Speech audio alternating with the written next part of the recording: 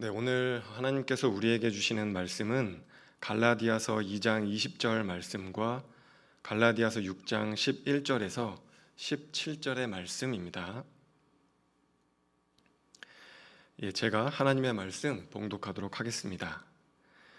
내가 그리스도와 함께 십자가에 못 박혔나니 그런즉 이제는 내가 사는 것이 아니요 오직 내 안에 그리스도께서 사시는 것이라. 이제 내가 육체 가운데 사는 것은 나를 사랑하사 나를 위하여 자기 자신을 버리신 하나님의 아들을 믿는 믿음 안에서 사는 것이라. 내 손으로 너희에게 이렇게 큰 글자로 쓴 것을 보라. 물은 육체의 모양을 내려 하는 자들이 억지로 너희에게 할례를 받게 함은 그들이 그리스도의 십자가로 말미암아 박해를 면하려 함뿐이라. 할례를 받은 그들이라도 스스로 율법은 지키지 아니하고 너희에게 할례를 받게 하려 하는 것은 그들이 너희의 육체로 자랑하려 함이라. 그러나 내게는 우리 주 예수 그리스도의 십자가 외에는 결코 자랑할 것이 없으니 그리스도로 말미암아 세상이 나를 대하여 십자가에 못 박히고 내가 또한 세상을 대하여 그러하니라. 할례나 무할례가 아무것도 아니로되 오직 새로 지으심을 받은 것만이 중요하니라. 무릇 이 규례를 행하는 자에게와 하나님의 이스라엘에게 평강과 긍휼이 있을지어다. 이후로는 누구든지 나를 괴롭게 하지 말라. 내가 내 몸에 예수의 흔적을 지니고 있노라. 아멘. 아멘. 네, 예배 자리에 오신 여러분 모두를 환영하고 축복합니다. 또 온라인으로 각자의 처소에서 예배 드리시는 여러분 모두를 환영하고 축복합니다. 오늘은 갈라디아에서의 말씀을 가지고 십자가와 자랑이라는 제목으로 하나님의 말씀을 증거하도록 하겠습니다.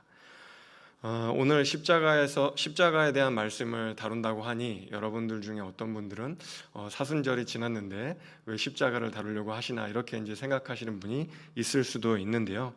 여러분도 다 아시겠지만 십자가는 사순절에만 필요한 것은 아니죠. 십자가는 우리 기독교의 핵심이고 복음의 정수가 담겨 있기 때문에 우리가 날마다 묵상을 해도 질리지 않고 지치지 않는 것이, 과장되지 않은 것이 십자가라고 할 수 있겠습니다.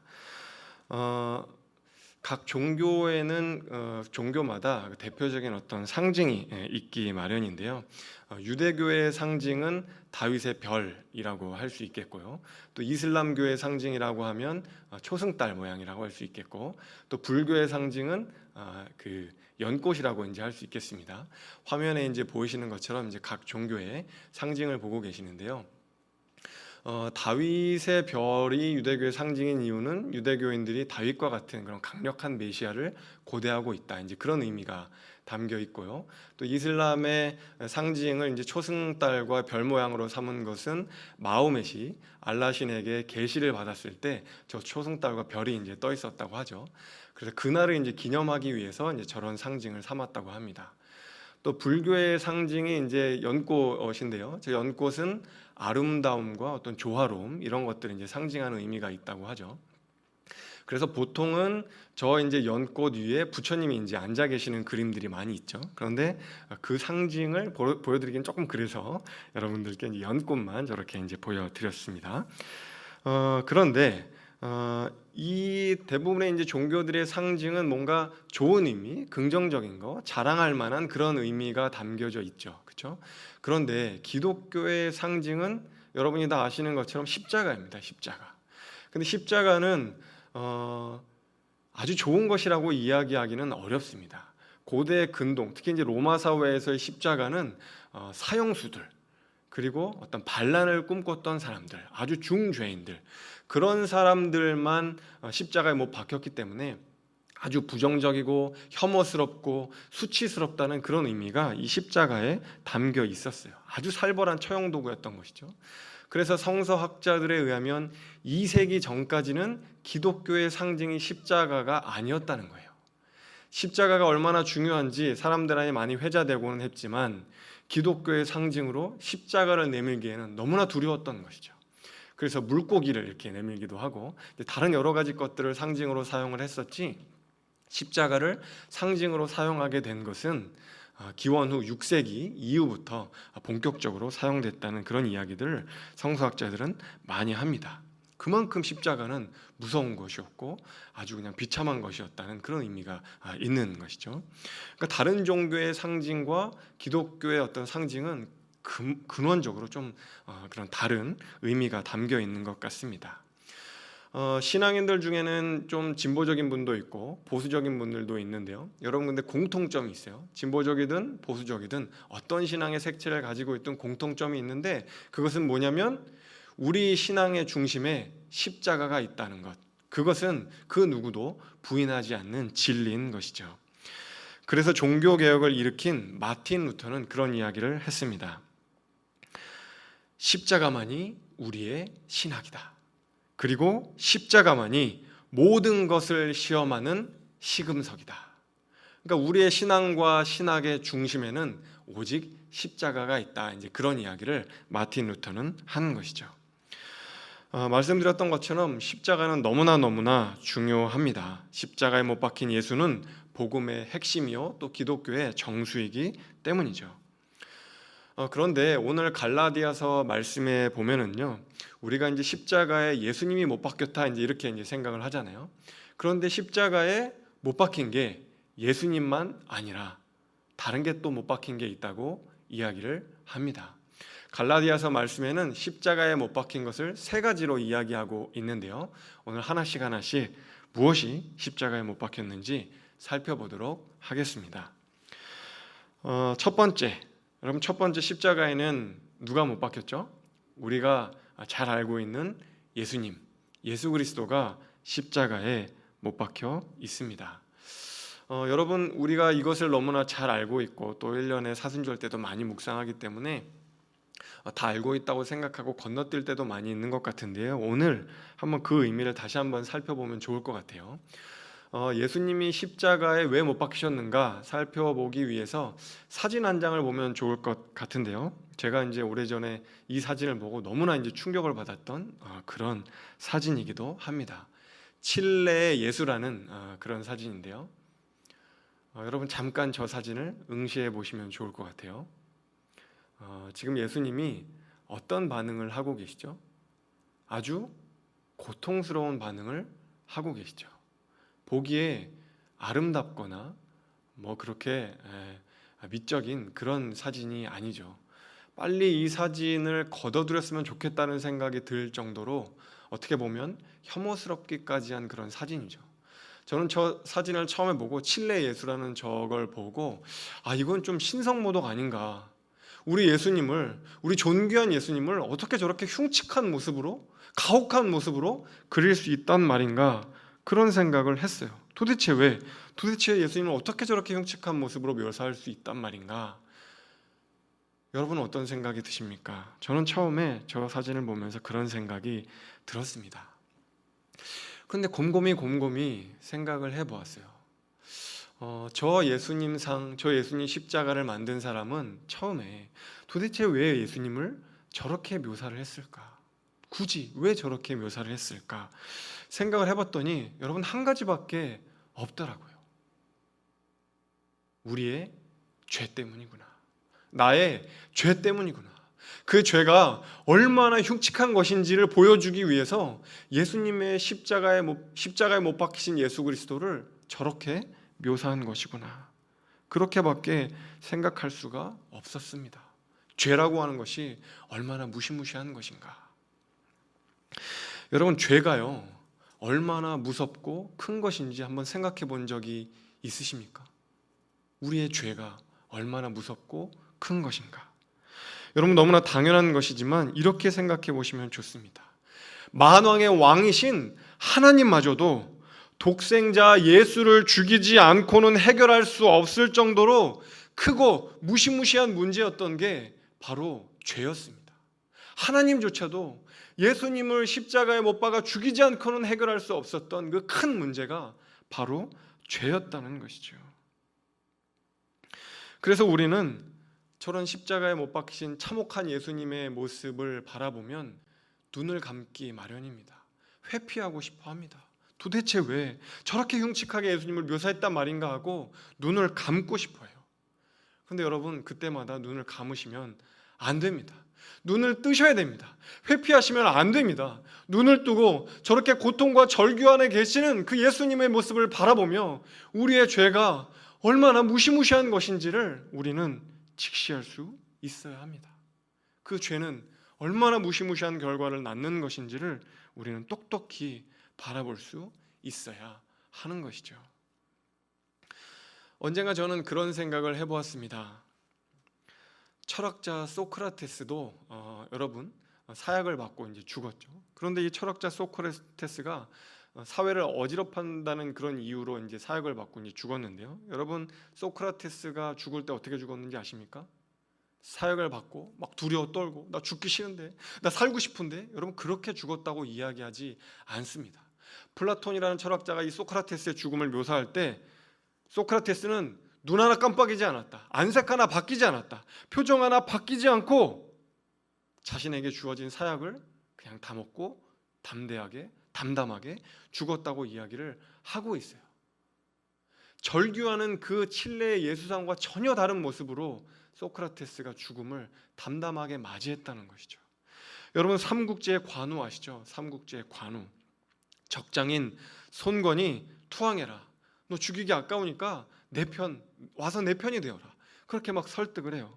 그런데 관우가 뭐라고 하죠? 내 어찌 내 형님 대신 유비, 도원결의를 맺은 그 유비 형님을 배반할 수 있단 말인가? 나는 절대 그렇게 할 수 없다. 그렇게 하고 제안을 거절하고 어떻게 됩니까? 참수형을 당합니다. 제가 어릴 때 그 장면을 읽으면서 내가 그토록 좋아하는 관우가 이렇게 정말 비참하게 화왕댁에 죽다니 하면서 그 장면을 읽으면서 얼마나 울었는지를 몰라요. 관우도 여러분 두려워하지 않았다고 삼국지는 묘사를 하고 있습니다. 여러분, 그뿐 아닙니다. 사도행전의 스데반 집사님 아시죠? 여러분, 스데반 집사님이 돌에 맞아서 죽을 때 여러분 두려워하며 죽었다고 이야기를 합니까? 무서워서 벌벌 떨며 죽었다고 이야기합니까? 아니죠. 여러분, 하나님의 영광을 바라보며 찬송 가운데 죽었다고, 저 죄인의 죄를 용서하여 주십시오, 저들이 하는 죄를 알지 못합니다라고 이야기하면서 죽었다고 사도행전은 이야기를 하고 있습니다. 그뿐 아니라 수많은 순교자들 여러분 두려워하면서 죽지 않았다고 이야기를 하고 있어요. 그러니까 좀 여러분 이상한 겁니다.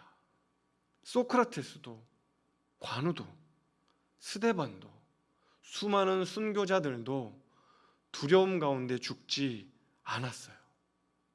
그런데 십자가를 지시기 전 예수님은 심히 두려워하여 고민하여 죽게 되었다고 성경은 이야기를 합니다. 주님, 하실 수만 있다면 이 잔을 내게서 지나가게 해주세요. 예수님이 그렇게 절규를 하면서 기도를 하셨어요. 얼마나 두려웠는지 예수님에게서 땀방울이 떨어지는데 그 땀방울이 핏방울과 같았다고 이야기를 하는 거죠. 여러분, 좀 이상하지 않으세요? 소크라테스도 사역을 받을 때 담담하게 그 사역을 받고 표정 하나 바뀌지 않고 그 사역 한 방울도 남기지 않고 다 먹었다고 이야기를 합니다. 그런데 예수님은 뭐가 그렇게 두려워서 심히 고민하며 죽게 되었다고까지 이야기를 하셨을까? 저는 생각을 해보았습니다. 채찍질이 두려우셨을까? 아니면 온몸이 발가벗겨져서 사람들 앞에 나체로 드러나는 것이 수치스러우셨을까? 아니면 사람들에게 유대인의 왕이라고 조롱당하는 것이 부끄러우셨을까? 아니면 제자들로부터, 사람들로부터 버림을 받게 되는 그 심적인 고통, 정신적인 고통이 두려우셨을까? 도대체 예수님은 왜 그렇게 겁내하셨을까? 제가 아내한테 물어봤습니다. 여보, 예수님이 십자가 죽음을 앞두고 왜 그렇게 두려워하셨을까? 왜 그렇게 두려워하셨을까? 그랬더니 제가 앞에 언급했던 것들을 아내도 막 얘기하더라고요. 육체적인 고통 때문이지 않았을까? 제자들한테 배반당하는 게 너무나 아프시지 않았을까? 그냥 일시적인 게 아니라 오랜 시간 동안 채찍질 당하고 피 흘리고 십자가 지고 이게 너무나 고통스럽지 않으셨을까? 그렇게 이제 이야기를 하더라고요. 근데 제가 이제 원하던 대답이 아니라는 반응을 보이니까 아내가 계속 생각을 하다가 그런데 예수님이 가장 힘들었던 건 그것보다도 예수님이 가장 힘들었던 건 하나님께 버림받는다는 거, 그게 가장 힘들었을 것 같아. 왜냐하면 한 번도 경험해 본 적이 없던 거니까. 예수님은 하나님과 늘 함께 있었기 때문에 한 번도 하나님께 버림받은 적이 없기 때문에 그 고통을 십자가에서 당한다는 것, 그것은 예수님께 감히 상상할 수도 없던 일이었던 것 같아. 그것이, 그 영적인 고통이 예수님께 가장 힘들었던 일이 아니었을까? 아내가 그렇게 이야기를 하더라고요. 여러분, 그것이 오늘 갈라디아서에서 하고자 하는 말씀이고 또 제가 원하던 답변이기도 했습니다. 여러분, 예수님이 십자가에 못 박히는 걸 그토록 두려워하셨던 이유는 소크라테스도 두려워하지 않고 관우도 두려워하지 않고 스데반 집사님도 두려워하지 않는 그 십자가, 그 죽음을 그토록 두려워했던 이유는 영적인 고통 때문이었어요. 육체적이거나 정신적인 고통 때문이 아니었습니다. 십자가에서 하나님께 버려지는 것이 그 인류의 죄를 짊어지고 하나님의 진노를 그 연약한 육신으로 다 받는 것이 너무나 두려우셨기 때문에 예수님은 그토록 심히 고민하며 죽게 되었다고 성경은 이야기하고 있는 것이죠. 하나님 단 한 번도 내게 얼굴을 돌리신 적이 없는데 십자가에서 하나님은 예수님께 얼굴을 돌려버리셨어요. 예수님께 얼굴을 돌리고 등 돌려 버리셨습니다. 주님의 두려움은 다른 두려움이 아니라 하나님께 버려지는 두려움이었던 것이죠. 그분의 절규는 자신이 짊어진 인류의 죄에 쏟아진 하나님의 진노 때문이었습니다. 하나님의 진노를 마주하고 절규하지 않을 수 있는 사람이 어디에 있겠습니까? 칠레의 예수상, 아까 그 십자가상이 보여주었던 것처럼 예수님을 그렇게 가혹하게 표현한 것도 죄가 그토록 무시무시한 것이기 때문이죠. 그런데 여러분, 예수님께서 우리를 위해서 그토록 엄청난 십자가를 짊어지셨는데 오늘도 얼마나 많은 사람들이, 교회 바깥에 얼마나 많은 사람들이 십자가의 원수로 살아가고 있는지요. 여전히 십자가를 모른 채 살아가는 사람이 이토록 이 땅에 많이 있다는 것, 참으로 안타까운 일일 수밖에 없는 것 같습니다. 여러분, 두 번째로 십자가에 못 박힌 것이 있습니다. 두 번째로 십자가에 못 박힌 것, 여러분, 그것이 무엇일까요? 갈라디아서는 우리의 자아가 십자가에 못 박혔다라고 이야기를 합니다.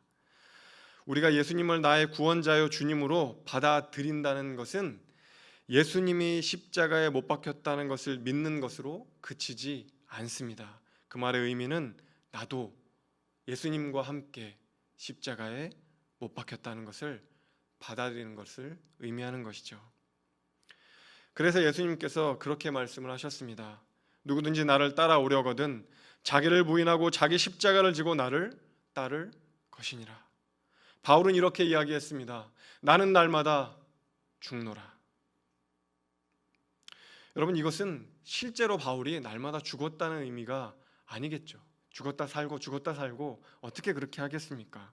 바울이 그렇게 이야기하고 예수님이 그렇게 이야기하시는 것은 우리가 십자가에서 죽어있는 자신의 모습을 날마다 직시하며 살아가라는 그런 의미이겠죠.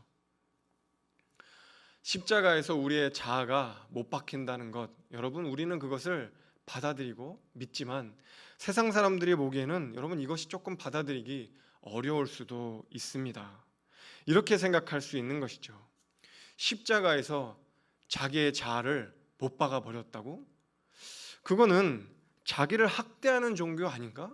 기독교가 그렇게 믿는다고 한다면 자아를 십자가에 못 박고 죽인다는 건 자기를 학대한다는 그런 의미 아니에요?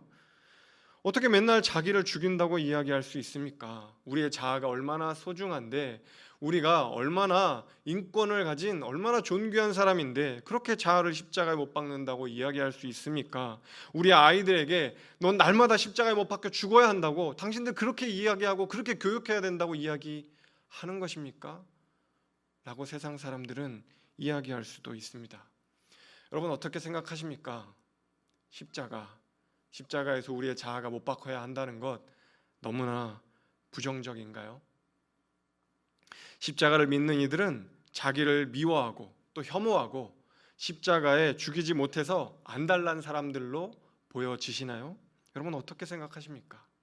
언뜻 보면 그런 이야기들이 꽤나 설득력 있게 들리기도 합니다. 근데 여러분 다 아시는 것처럼 그렇지 않죠. 그런 의미가 전혀 아닙니다.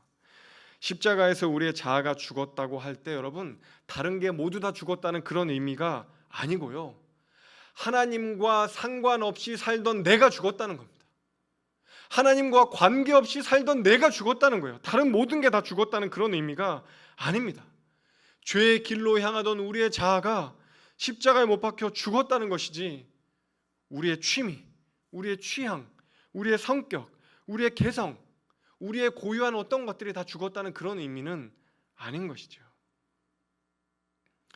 그리고 더더욱 중요한 사실은요, 예수 그리스도가 나를 사랑하사 나를 위하여 십자가에서 자기 자신을 버렸다는 겁니다.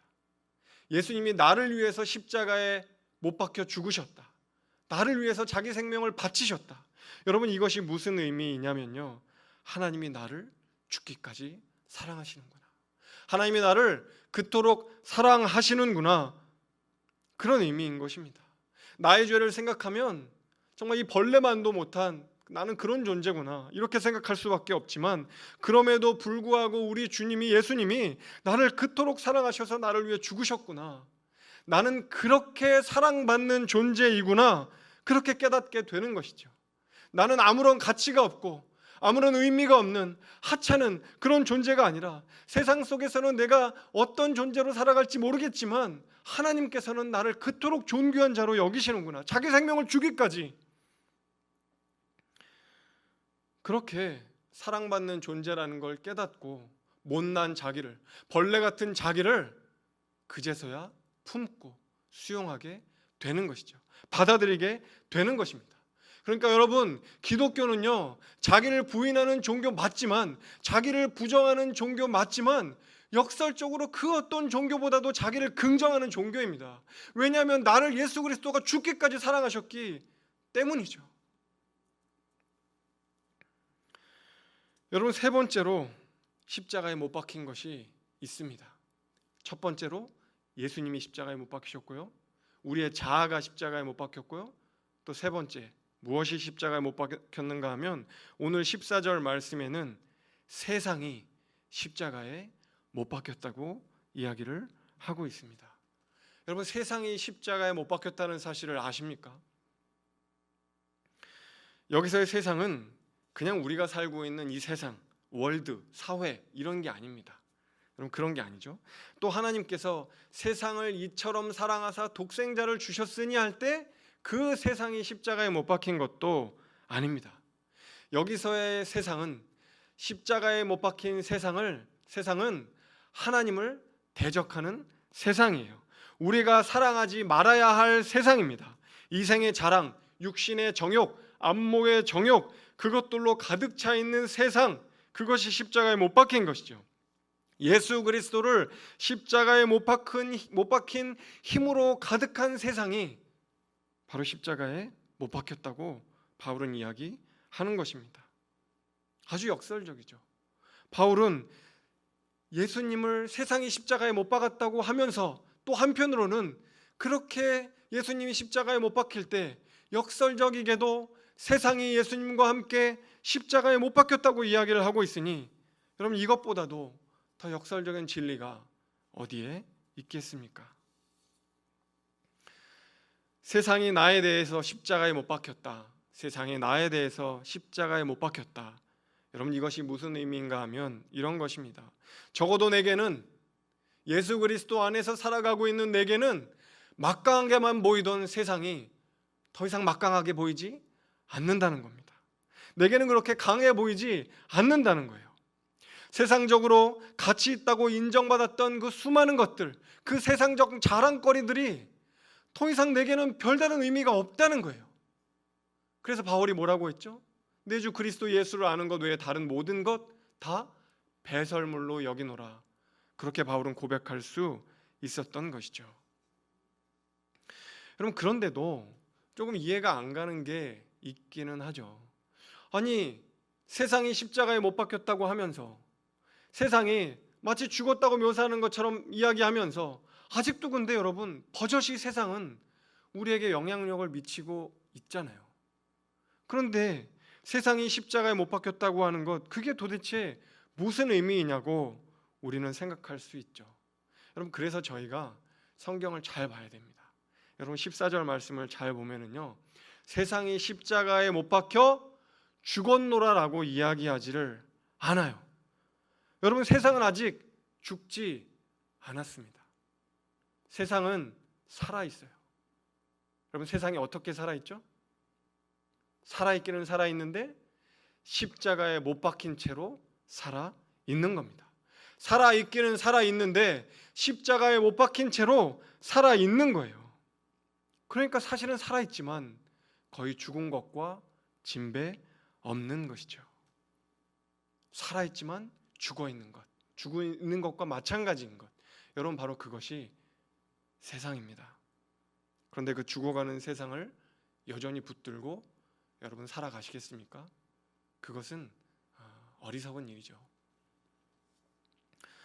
2014년에 한 일본인이 죽었는데요, 많은 일본 사람들이 이 일본 사람을 추모하고 또 추앙을 했습니다.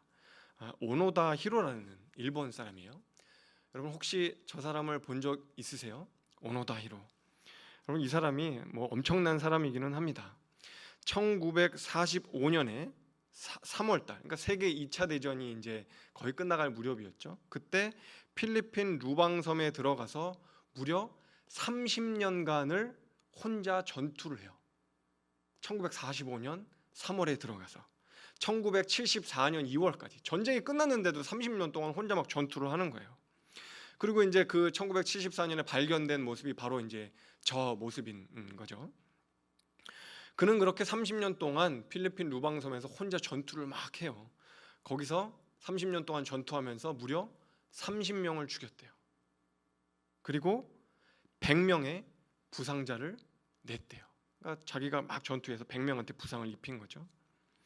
여러분, 저 모습을 보시면 눈빛이 어떤 것 같으세요? 눈빛이 죽어 있나요? 흐리멍텅한가요? 저 깜짝 놀랐어요. 아니, 혼자서 30년을 전쟁을 수행한 사람의 눈빛이 살아있는 거예요. 사진에는 없지만 저 사람이 들고 있는 저 일본도, 전 날이 이제 제가 영상에서 봤는데 일본도 날이 시퍼렇게 살아있습니다, 여러분. 그리고 소총도 바로 쏠 수, 사격이 가능하게끔 소총도 정비해두고 있고 탄화를 500발을 가지고 있고 또 대 6발의 수류탄도 갖고 있었다고 하죠.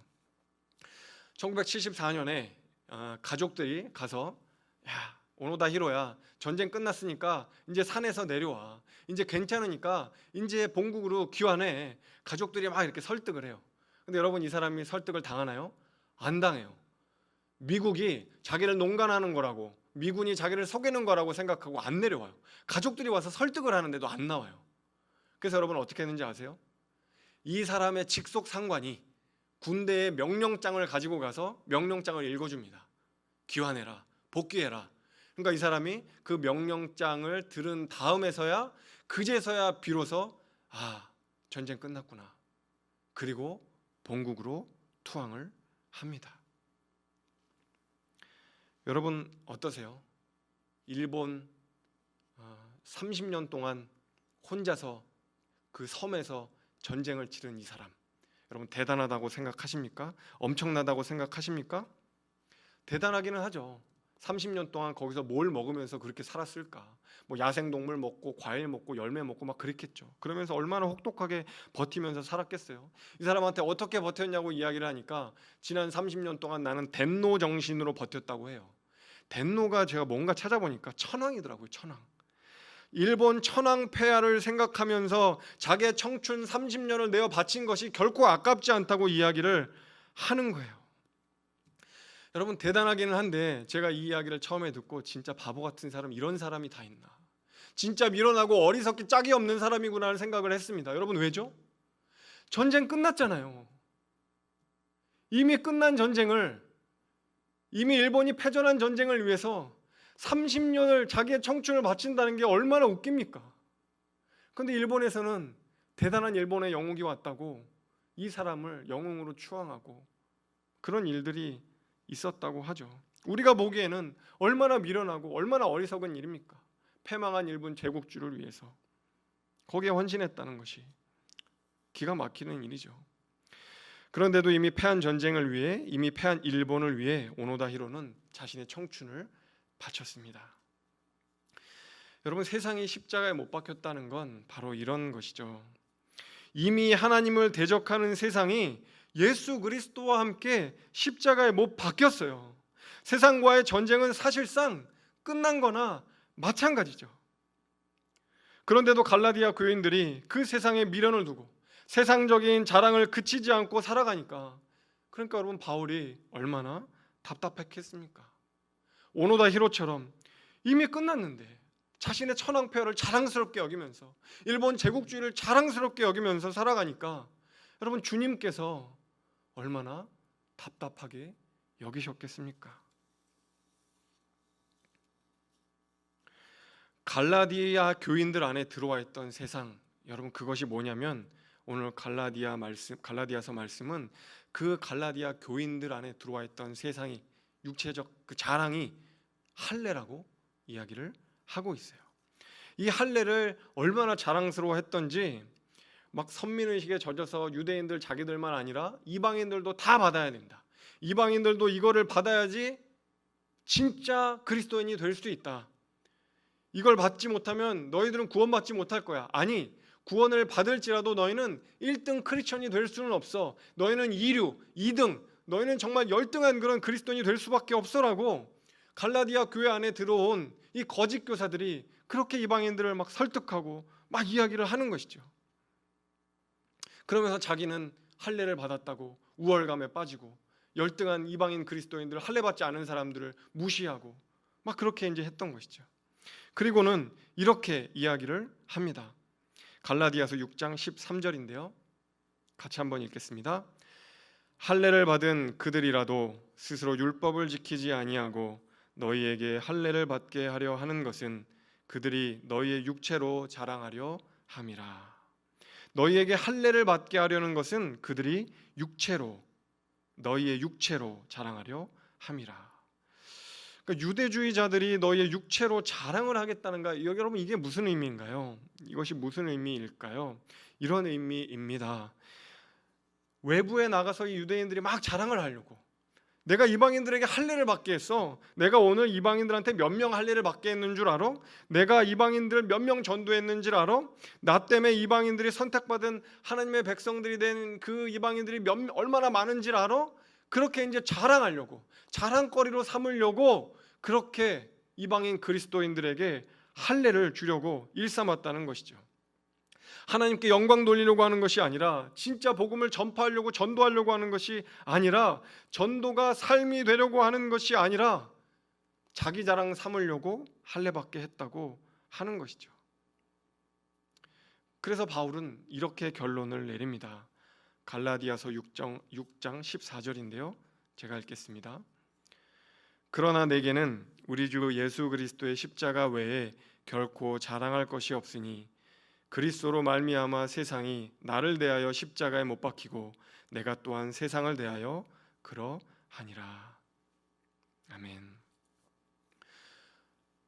여러분, 갈라디아 교회는 위기를 경험했습니다. 그래서 사도 바울이 그렇게 분노하고 화를 내면서 이 편지를 썼던 것이죠. 여러분, 그런데 갈라디아 교회의 위기가 무엇일까요? 여러분, 갈라디아 교회의 위기는요, 다른 데 있는 것이 아니고요, 그리스도의 십자가를 잃어버린 것, 예수 그리스도의 십자가를 잃어버린 것, 그것이 여러분 갈라디아 교회의 진짜 위기였습니다. 십자가를 잃고 우리를 구원할 수 없는 다른 것들, 할례와 같은 다른 것들에 집착하고 자랑하고 다른 사람들에 대해서 우월감을 갖고 살아가는 거죠. 이미 세상적 자랑거리들은 십자가에 못 박혀 그 생을 마감한 것과 같은데, 오노다 히로처럼 여전히 그게 뭐 대단한 것이라도 되는 것처럼 미친 듯이 사랑하고 미친 듯이 자랑하며 살아가는 것이죠. 여러분, 한국 교회의 위기도 이와 같지 않은지 생각해 볼 필요가 있습니다. 교인의 숫자가 얼마나 많은지, 헌금이 얼마나 많이 들어오는지, 성전을 얼마나 크게 세웠는지, 영향력이 얼마나 큰지, 유명한 정치인들, 경제인들이 우리 교회에 얼마나 나오는지 자랑하고 집착할 때 한국 교회는 여러분 십자가를 잃어버린 삶을 살아가고 있는 것이죠. 여러분 한국 교회뿐만이 아닙니다. 남 이야기가 아니죠. 오늘날 우리 신앙의 위기도 이와 같습니다. 얼마나 좋은 아파트에 사는지, 얼마나 좋은 차를 타고 다니는지, 우리 아이가 얼마나 좋은 대학에 들어갔는지, 우리 집이 얼마나 돈을 많이 버는지, 여러분 이런 것들은 바울이 육체의 일이라고 정죄하고 있는 것들이죠. 좋은 차, 좋은 집, 좋은 수입, 그것 자체가 문제인 것이 아니고요. 그런 걸로 우월감을 느끼고 상대방에 대해서 우월감을 느끼고 안정감을 느끼고 더 이상 십자가를 자랑할 필요가 없을 때, 여러분 그때 바로 우리의 신앙은 가장 큰 위기를 겪고 있는 것입니다. 여러분 우리는 십자가도 자랑하고 싶고요, 또 자기 자신도 자랑하고 싶어 합니다. 꼭 먹고 알 먹고 다 좋은 게 좋은 거니까요. 근데 바울은 이런 출구를 원천적으로 차단합니다. 바울은 자기도 자랑하고 십자가도 자랑하는 것은 있을 수가 없다는 거예요. 오직 우리에겐 십자가 외에는 자랑할 것이 없기 때문이죠. 우리의 자아는 세상과 함께 십자가에 못 박혀버렸기 때문에 더 이상 바울은 자랑할 것이 없다고 이야기를 하고 있습니다.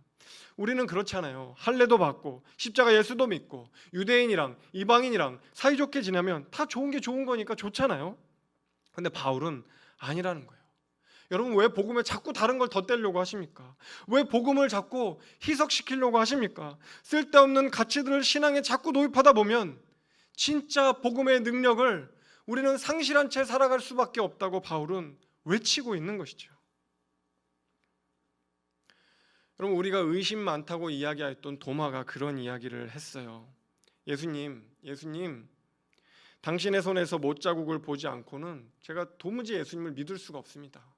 예수님 그 못자국 좀 보여주세요. 그 십자가의 흔적 좀 보여주세요. 그럼 제가 예수님 믿을게요. 그렇게 이제 도마가 이야기를 했어요. 근데 제가 곰곰이 그 말씀을 생각하면은요, 이 도마의 이야기가 세상의 이야기와 똑같지 않은가라는 생각을 해봅니다. 여러분 세상이 우리에게 혹시 이렇게 이야기하고 있는 것은 아닐까요?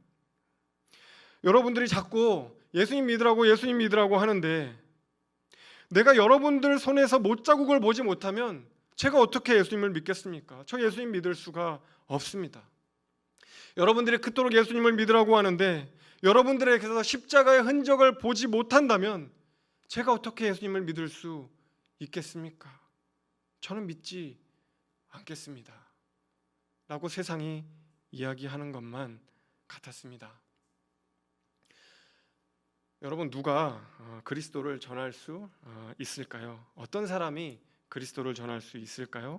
그것은 그리스도와 함께 십자가에 못 박힌 사람만이 우리는 그리스도를 증거할 수 있습니다. 십자가를 자랑한다고 하는 건 그런 것이죠. 십자가에 달리신 예수 그리스도를 전파할 뿐만이 아니라 예수님과 함께 십자가에 못 박힌 삶을 살아가는 것, 그것이 진정한 우리의 자랑이요 복음을 전하는 삶이라고 오늘 갈라디아서는 우리에게 이야기하고 있습니다. 그리고 우리가 그렇게 십자가를 자랑하는 삶을 살아갈 때 비로소 주님은 우리에게 이 세상에 줄 수 없는 은혜와 평강을 허락해 주실 것이라고 주님은 말씀하고 계시는 것이죠.